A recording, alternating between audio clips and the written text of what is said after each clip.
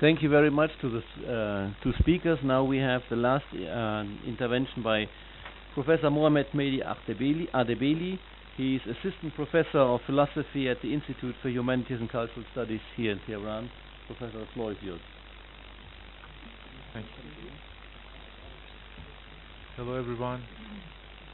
I hope you have been enjoying the presentations so far, as I indeed have.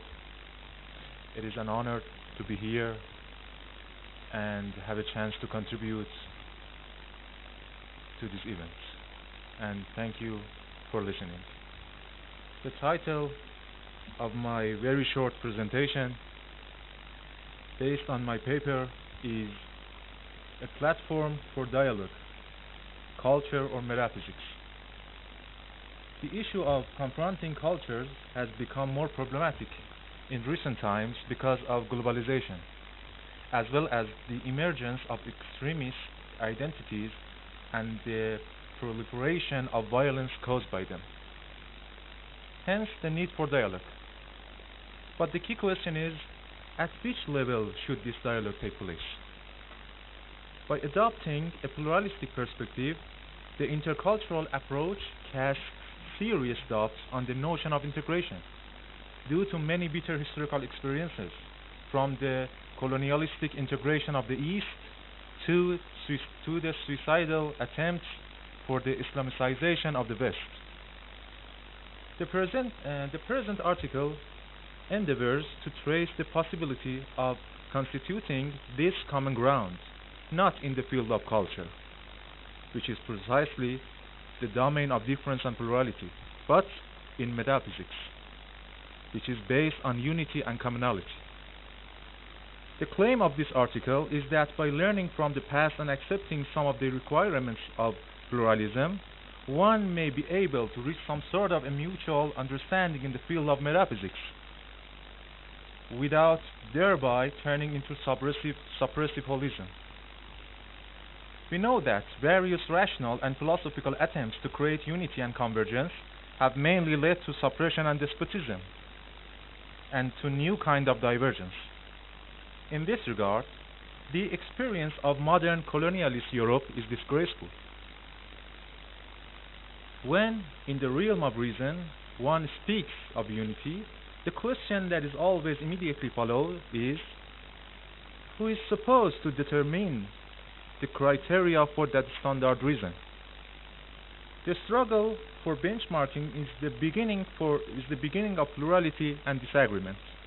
But if there were rationally and philosophically pre-given grounds, then we could hope to build those common criteria we very much need, and to imagine the possibility of a mutual understanding of truth and of the world, a world in which convergence is possible.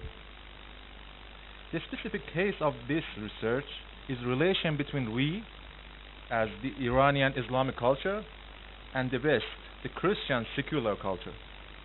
These two worlds are linked via two central common traditions. First, it is obvious that we cannot find this common ground in the territory of a certain religion, but we should search it in the sphere outside of a single religion. But the Muslim world, secular or non-secular, and the Christian world, secular or non-secular, have a lot in common in terms of their Abrahamic trans-religious teachings. This commonality is something more than being religious or even believing in the existence of God. For even the atheists have in common with the believers their definition of what they deny. The condition of sharing is not shared beliefs, but rather shared horizons of meaning, especially the meaning of God. Secondly, Islamic philosophy, including Mashai, Ashraqi, and Sadrai, and Christian philosophy, with all its derivatives, from the medieval to modern and postmodern, have taken a considerable part of their terminology, intellectual framework, and basic assumption from Greek philosophy.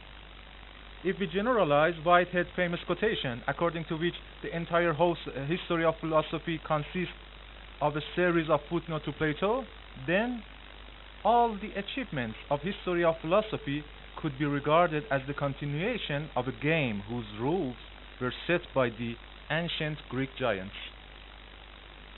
In Islamic philosophy, a significant part of the methods, presuppositions, criteria, terms, and even the results and claims is derived from Greek philosophy. To the extent that, for example, even the contrast between Ishraqi and Mashai philosophy could be translated back into the contrast between Plato and Aristotle. This is why Islamic philosophy is commonly categorized under the philosophy of the West as opposed to the philosophy of the East, such as China, India, Japan. As a result, these two philosophical worlds could be seen as two distinct developments of Greek philosophy. There is no such commonality among other cultures such as East Asia, Central and South Africa, and Native Americans, where there is no common ground on even the most elemental myths, such as the idea of God and the story of creation. Culture is the realm of plurality, whereas reason is the basis for unity. In the battle of Socrates with Sophistes, Socrates always refers to the domination of reason, whereas the Sophistes, as we accept Plato's narrative in Theaetetus, Sophistes consider the senses as the main criterion for knowledge, which leads them to an absolute relativism. The metaphysical platform has thus the potential to be the subject of dialogue between the two worlds. This paper will provide arguments to defend the claim that it is only with such an approach that we can make this dialogue possible. I mean real dialogue, not a plurality of monologues. And in light of it, perhaps even begin to speak of a new we, a kind of dialectical we that simultaneously maintains and extends the both sides, while sublating their one-sidedness. Thank you very much for your attention.